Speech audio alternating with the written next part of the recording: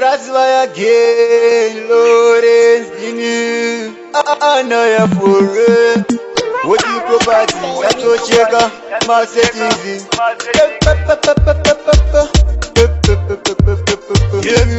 Rasvaya siya kuimba, koi mizenyu nesvipi. Rasvaya ukone kuimba, neve mromo mionde. Rasvaya siya kuimba, koi mizenyu nesvipi. Rasvaya ukone kuimba, neve manza hombe. Hama zangu vamlona, avana kutanga vachigona kufamba zvishoma nezvishoma. Kusvikira wakugona kuimba, koime mondisiya kuimba. Rasvaya ugone kuimba, amuone kuti matondiroya, changosara kundidonedza. Rasvaya siya kuimba, koimi zvenyu ndezvipi. Rasvaya ugone kuimba, neve muromo mionde. Rasvaya siya kuimba, koimi zvenyu ndezvipi. Rasvaya ugone kuimba, neve manza hombe. Pane kuti mundisimudzire, ndimi muri kunditsikisira. Manyenjarama ndichishingirira,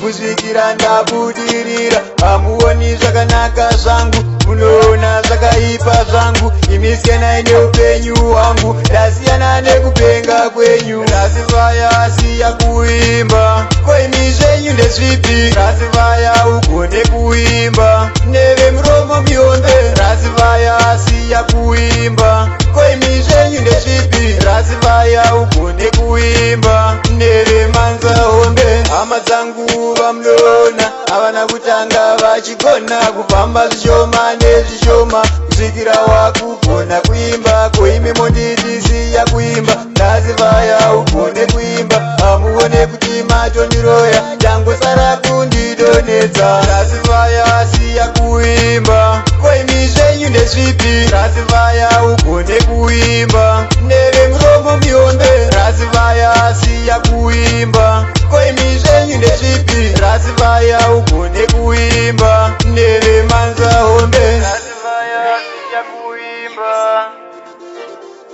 Rasvaya ugone kuimba.